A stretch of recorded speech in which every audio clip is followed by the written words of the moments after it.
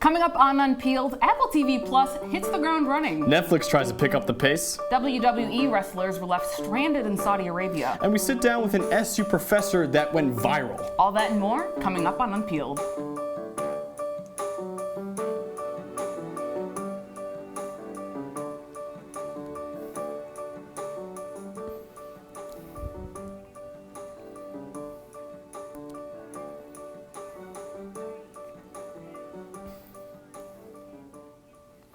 Welcome one and all to another episode of Unpeeled. I'm Max Chadwick. And I'm Carmela Boykin. We start the show with breaking news. An unexploded bomb has been found on a Marvel set. No one was injured, but Angelina Jolie and Richard Madden were among the actors forced to evacuate. The bomb was found while a second unit team was shooting the film for The Eternals. Yeah, Carmela, but the bomb wasn't a new threat. The Eternals is being shot on a German World War II army base, and the bomb is said to have been there for decades. Disposal experts have since removed the threat, and shooting has resumed, but many are still shaken up. One person on set says the bomb could have been there for years, but who knows what might have happened if it was disturbed. Moving into TV, the streaming wars are heating up. Apple TV Plus launched over the weekend at a price of just under $5 a month. So far, the reviews for the new shows have been mostly positive. Dickinson and For All Mankind earned fresh ratings on Rotten Tomatoes, while The Morning Show, starring Reese Witherspoon and Jennifer Aniston, has received mixed reviews. Yeah, but while Apple trails other streaming services in terms of quantity, more films and TV shows are set to be released over time. The launch begins a wave of new streaming services that will compete with landmarks like Netflix, Hulu, and Amazon Prime. Disney Plus will debut its service on November 12th, while NBC's Peacock and Warner Brothers' HBO Max will hit screens in April. And Carmela, really, it's free for 1 year to anyone who bought an Apple product since September, and $4.99 a month for everyone else. So definitely a cheaper option than many of the other streaming services. That's right, Max. But while it's a cheaper option, it hasn't received all positive reviews. Some are negative. As we mentioned, it has a very limited library, so the episodes aren't being dropped immediately like other services. And some users have experienced crashing on the platform as well. Yeah, that's not great. And look, their slim selection should grow. M. Night Shyamalan has a mystery thriller called Servant, which arrives later in the month. Steven Spielberg has Amazing Stories Reboot, which is also in the works as well, so they're definitely improving their selection over time. And that all sounds great, Max, but Disney Plus is arriving in 2 weeks, and that should overshadow Apple Plus even more because they already have legendary films and they have new films coming out. Yeah, and look, Disney Plus has a lot of properties. I mean, they basically got a monopoly over the entertainment industry, so Apple TV Plus has a lot to compete with right now. But staying in the world of streaming, Netflix has come under fire for trying to speed up the binging process, literally. The service tested the playback speed of its shows on Android phones. The feature allows viewers to either speed up or slow down the playback speed without muting the audio. Filmmakers and actors were not happy with this new feature. That's right, Max. Directors Judd Apatow, Peyton Reed, and Brad Bird all took to social media to slam Netflix for changing filmmakers' art. Actor Aaron Paul, who stars on Netflix's BoJack Horseman, tweeted that Netflix was completely taking control of people's work and that, quote, they're far better than that. In a statement, Netflix says that this is a mobile-only test and they have no plans to roll out this feature anytime soon on all the platforms. Now, Max, the vice president for product at Netflix says part of the reason the feature is only on phones is because actors and directors were so upset. Yeah, and look, creators hate this, but how do the consumers feel? It's a great way to get through a show when you're short on time. And look, I mean, this is a lot, happens to me a lot recently too with my friends. I want to get through my shows as quickly as possible. That way it don't get spoiled for me by my friends. Yeah, there's so much content coming out, and people have been doing this for a long time already. You can already download the shows and you can just put it into a different app. Not necessarily that it's all legal, but people have been doing it. So even speeding your show up 1.1 times speeds save you 6 minutes in every hour. Wow, okay, so maybe it will work after all. Absolutely. Speaking of content and speaking of creators, actress Margot Robbie is taking steps to help female screenwriters. Robbie and her Birds of Prey screenwriter Christina Hodson are forming the Lucky Exports Pitch Program. Robbie and Hodson will run the program with their companies Lucky Chap Entertainment and Hodson Exports respectively. They are working to give the writers the exposure they need to get work in the industry. Now, Carmela, they have chosen 6 female writers to take part in a 4-week program. The writers will spend 4 weeks writing, outlining, and preparing a studio-ready pitch. Now, Lucky Chap and Hodson Exports will produce each project with the goal of making films for $30 million a year, or $30 million, or under. Which sounds really awesome because Robbie says her goal is not only about changing statistics, but it's also about peer-to-peer collaboration, and that'll help people be successful in the industry. Yeah, and as with many industries, a big challenge is who you know. And Robbie says her goal is to help writers become go-to people in the industry by helping them with connections. Hopefully it'll work out because the program started this week and it runs through December 6th. So it'll be interesting to see if we'll see any of these credits in major films. We might. And look, it's a great way to use their resources to give back and help others rising in the industry. Absolutely. And Carmela thought Halloween was over. Okay? You were wrong, Max. But apparently not in Hollywood, because they're bringing people back from the dead. Actor James Dean, who died in 1955, has been cast in a Vietnam-era action drama based on a novel called Finding Jack. Now, the film will be a live-action project, except for Dean, of course. Dean will be revived through a full-body CGI using archived footage and photos. The filmmakers got the rights to use Dean's image from his family. The directors of the film, Anton Ertz and Tati Golik, says they feel that Dean was the perfect actor for one of the characters with a complex story arc. This comes right before the wide release of Martin Scorsese's The Irishman, which de-ages actors Robert De Niro, Al Pacino, and Joe Pesci. And James Dean died in a car crash in 1955, and the family views this as the opportunity for Dean to have the fourth film he never got to make. Yeah, look, while he isn't dead in the film, his portrayal of the character Rogan is considered a secondary lead role. And the head of CMG, which represents the Dean family, says he's confident Dean would support this because Dean was a rebel in his time, and this is a modern act of rebellion. And look, this is rebellious because a lot of people are against this. A lot of people aren't too happy about it. Chris Evans tweeted out that he's very against this as well. So it's a very controversial issue right now. Are you here for it? I don't know. Look, if I die early, I want Unpeeled to have, a reenactment of me, a CGI version of me. That'd be awesome. We'll keep that in mind. Coming up, Delta Airlines may fly high, but are they crashing their film options? Our pop culture reporter is in studio to explain the airline's questionable decision. We'll be right back.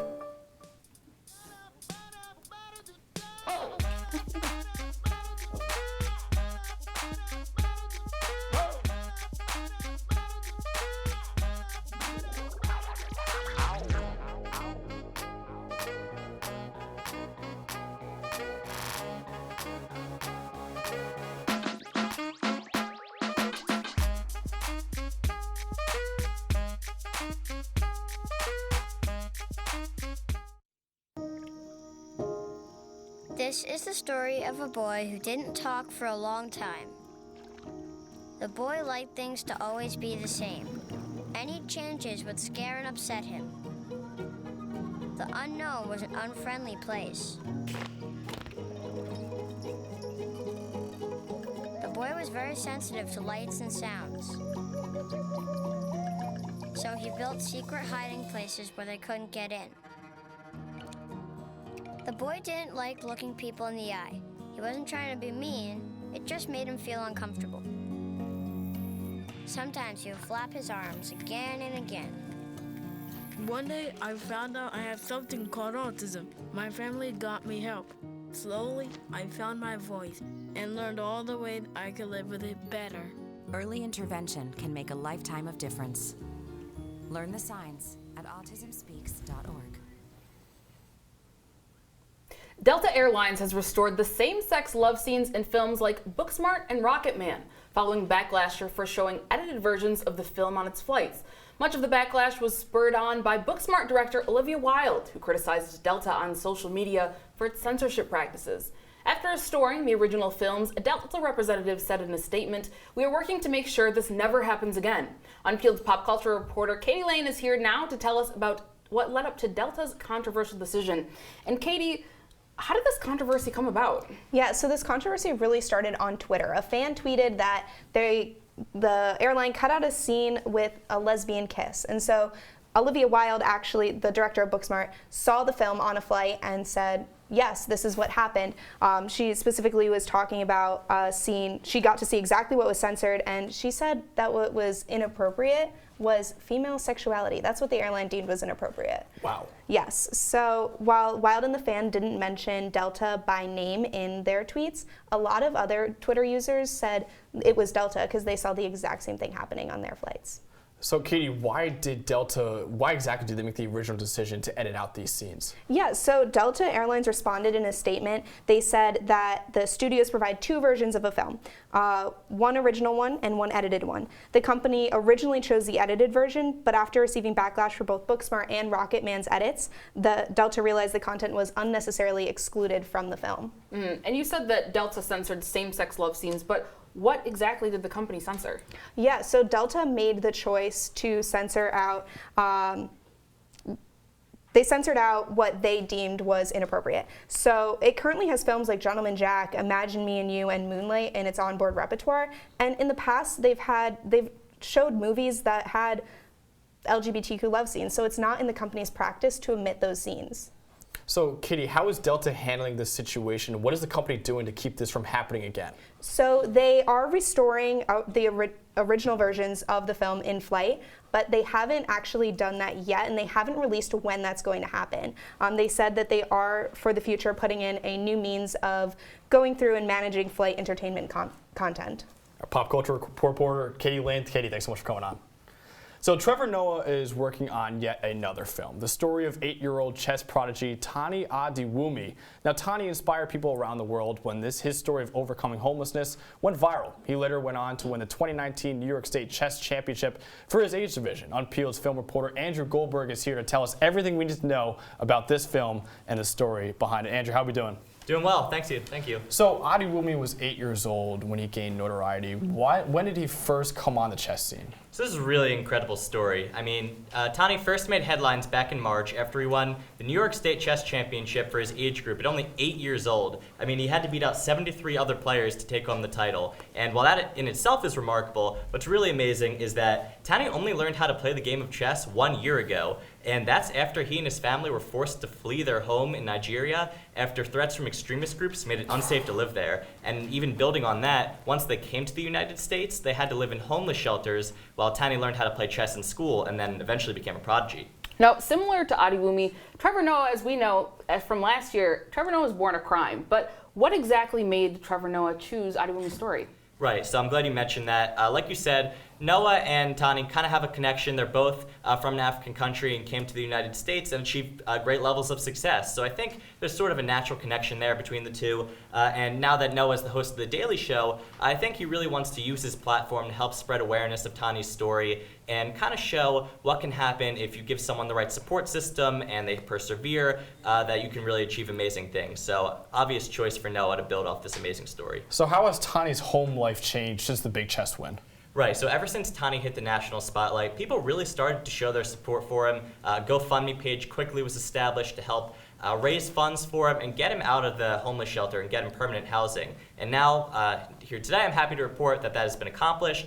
Tani and his family are now living in an apartment near his school, and it's amazing because it doesn't actually stop there. With the extra money from the GoFundMe page, Tani was actually able to set up a foundation to help new struggling immigrants to the United States who have financial hardships sort of get back on their feet. So really cool story, very happy for him, and I'm looking forward to seeing this film when it comes out. Awesome. Our film reporter, Andrew Goldberg. Andrew, thank you so much. You're welcome. Next on Unpeeled, WWE wrestlers were left stranded in Saudi Arabia. Find out how they responded coming up on Unpeeled.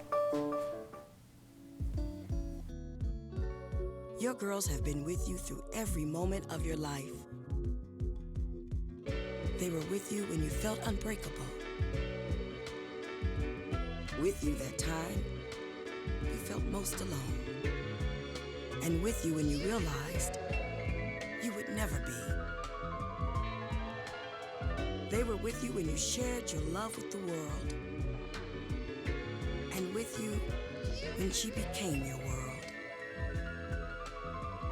Your girls have never left you. They're still with you right now. But how well do you know them? You don't know much. Knowing your breasts can save your life.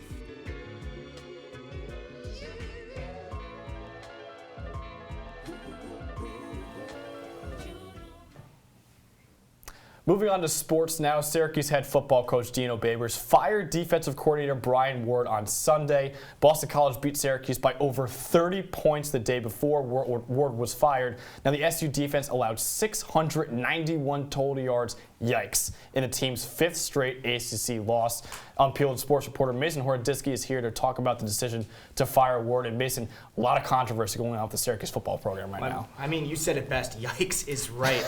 I mean, Syracuse football has been absolutely a dumpster fire this year in the ACC. And I think we really saw that with the inevitable dismissal of Brian Ward. This was something that was going to happen no matter what, whether it was going to be now or at the end of the regular season. Of course, Babers decided to pull the plug now. And it's a move that makes sense with how bad the defense has been. What exactly led to the dismissal? Because it seems pretty extreme. Well, I mean, I think that Boston College game, to be honest with you, was probably the straw that broke the camel's back. 496 total rushing yards by Boston College. That is the most allowed in Syracuse football history. Wow. Against Boston College, who is an above-average team in the ACC at best. That is totally unacceptable. So I am totally justifying Dino Babers in this move. Yeah, absolutely. And look, this is a team ranked number 16 in the preseason AP Top 25 coming in. They're 0-5 in ACC play right now. Where does Syracuse go from here to improve? Honestly, nowhere. You can't really go anywhere from here. You're at the bottom of the barrel. There's nowhere to go when you have no wins. They're not going to make a bowl game or anything. No. So if I had to give my advice right now to Syracuse football, it would be to take risks from now until the end of the season. You have a lot to work with. See what sticks and what doesn't.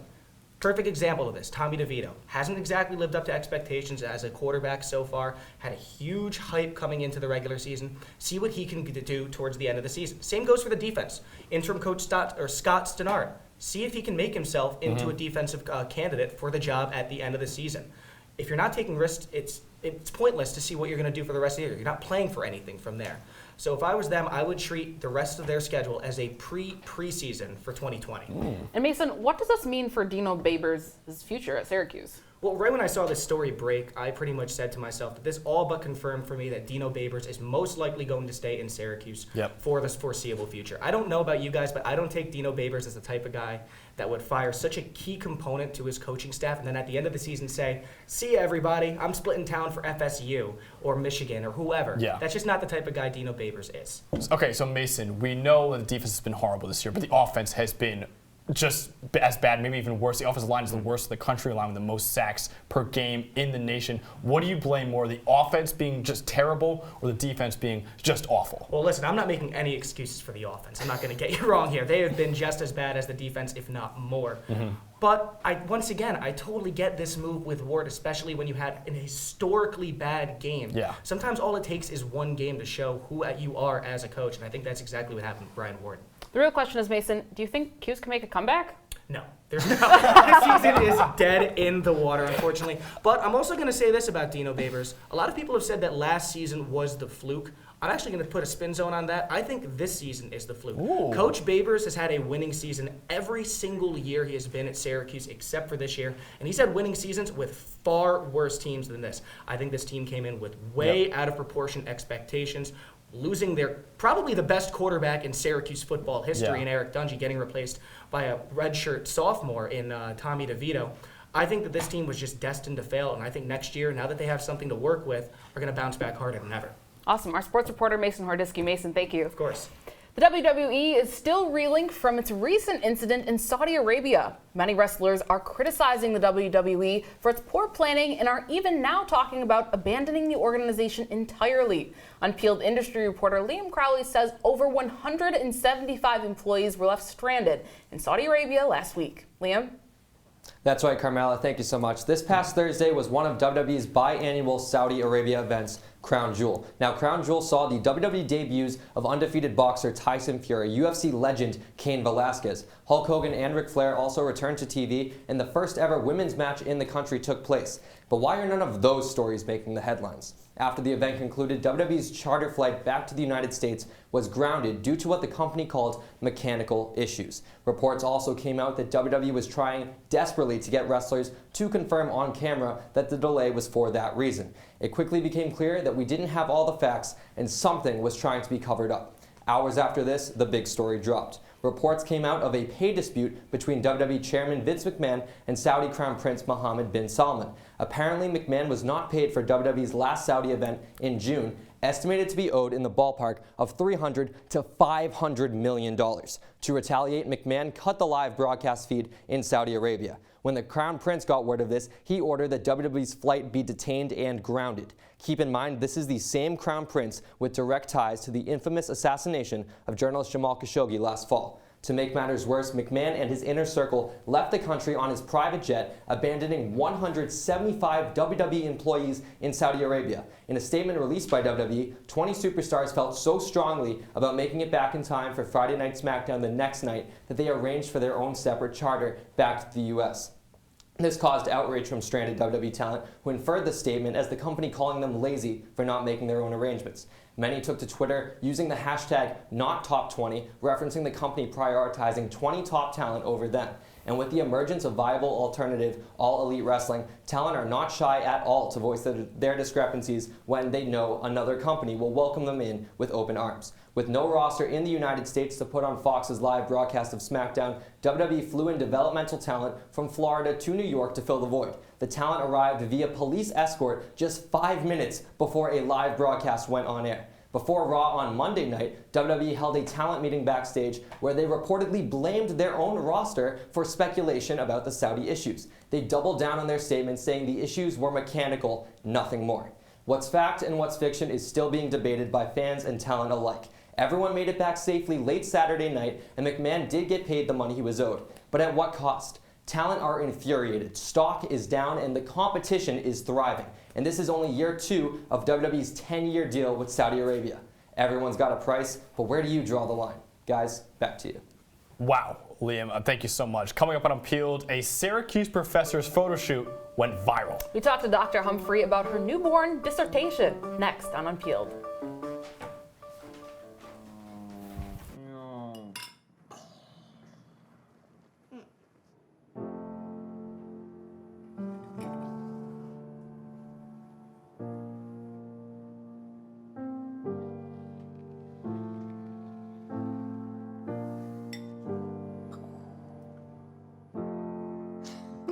Visit aarp.org/caregiving for information on how to provide even better care for the person who wants to care of you. Hey, Hard, what's this? That's my resignation letter. You're resigning. Why? Because you're constantly ignoring me. You're half as active as you used to be, and you get stuff like this. You've been putting me under a lot of pressure lately. That's why I'm ready to quit. I forgot. I'll do better. Please, don't quit on me. Okay, but remember, it's not what you say, it's what you do. Listen to your heart. Don't let it quit on you. Let's go for a walk. Uncontrolled high blood pressure could lead to a stroke, heart attack, or death. Get yours to a healthy range before it's too late. Dad, they took over my bedroom. Come on, come on. Okay, Dad. 1, 2, 3.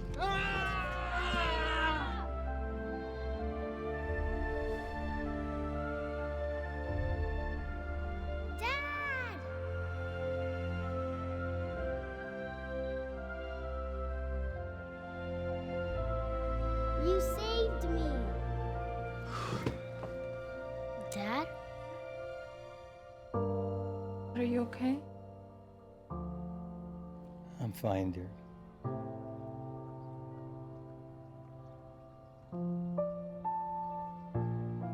Your hero needs you now, and AARP is here to help.